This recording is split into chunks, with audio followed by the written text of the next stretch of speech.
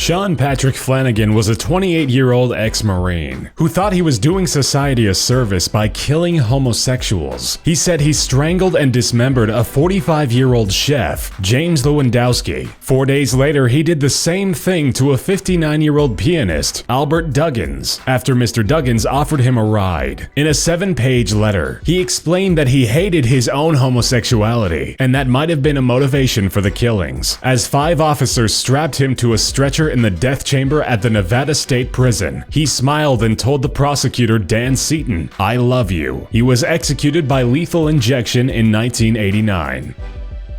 John Wayne Gacy, known as the Killer Clown, was a rapist and serial killer in the 1970s. Gacy believed that his abusive childhood led to conflicts over his own sexuality. As a part-time gig, he would dress up as his alter ego, Pogo the Clown, for children's parties and community gatherings. He told police that his alternate personality was responsible for luring young men to his home, where he would rape and then strangle his victims to death. He was convicted of killing 33 boys and young men in suburban Chicago between 1972 and 1978. Investigators found most of his victims' bodies buried under his house in a crawl space. On his way to his execution in 1994, Gacy told a prison guard, "Kiss my ass." Edward H. Ruloff was accused of many crimes during his lifetime. Notably, he was accused of beating his wife and daughter to death, as well as trying to poison 2 other family members. Ruloff spent some time in prison but was released due to lack of evidence against him. In 1870, the law finally caught up to him when he was sentenced to death for the murder of a store clerk in Binghamton, New York. As he stood up on the gallows waiting to be hung, he yelled, "Hurry it up! I want to be in hell in time for dinner." Robert Charles Corner, who pushed for his own execution, was put to death for murdering a camper east of Phoenix in 1987. He also was convicted of repeatedly raping a female camper that night, once in front of her boyfriend. Corner admitted to killing Larry Pritchard after eating a campfire dinner with the man. In an interview, Corner said, "I don't know what everyone's so scared about. Death is not that damn bad." As he was strapped to the gurney, he was seen smiling throughout the entire execution process. When asked if he had any last words, Corner reportedly said, "Yes, go Raiders."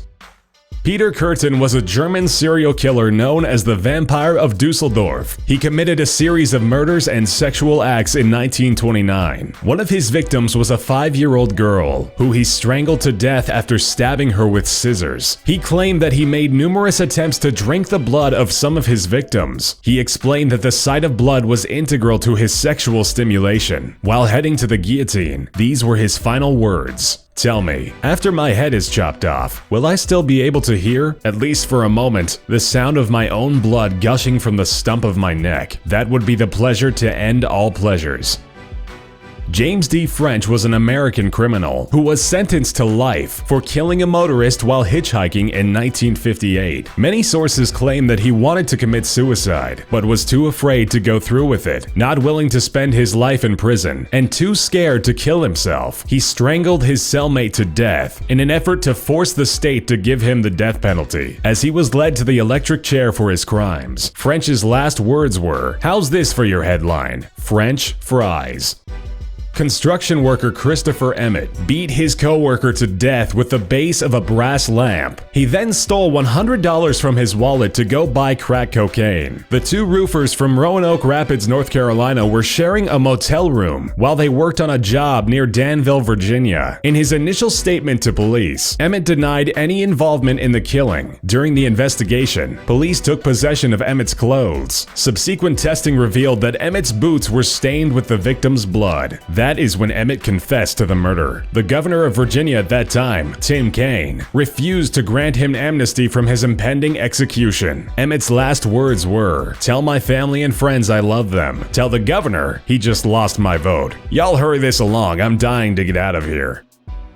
Robert Alton Harris and his younger brother hijacked a car occupied by two 16-year-old boys. Robert ordered them to drive to a remote area. The Harris brothers told the boys to kneel, and that's when the boys began to pray. Robert told the boys to quit crying and die like men. Then he shot them both multiple times. The brothers then returned to the victim's car to use it as their getaway vehicle to rob a San Diego bank. Harris was arrested less than an hour after the robbery and was charged with murder, auto theft, kidnapping, and burglary. Harris was executed on April 21, 1992, in the gas chamber at San Quentin State Prison. His last words were, "You can be a king or a street sweeper, but everyone dances with the Grim Reaper."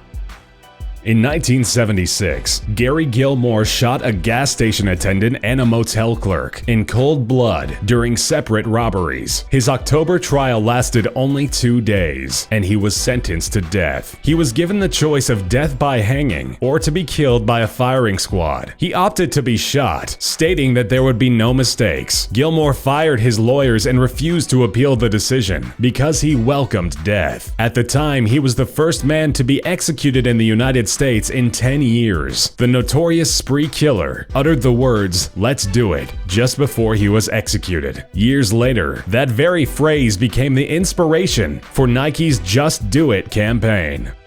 Carl Panzram was a serial killer and rapist who confessed to 21 different murders in the 1920s, spanning the United States and Angola, Africa. He once described himself as rage personified. He said that he would often rape men whom he had robbed, not necessarily because he was homosexual, but to dominate and humiliate them. In the midst of his 9-year killing spree, he was arrested for burglary. He told officers, "I'll kill the first man that bothers me." When he arrived at Leavenworth Federal Penitentiary, he killed the foreman of the prison laundry by battering him to death with an iron bar. Subsequently, he was sentenced to death and refused to appeal his sentence. He gave death threats to any human rights activist that tried to intervene on his behalf. While the noose was being put around his neck, the executioner asked if he had any last words. Panzram spit in his face and yelled, "Hurry it up, you Hoosier bastard! I could kill a dozen men while you're screwing around."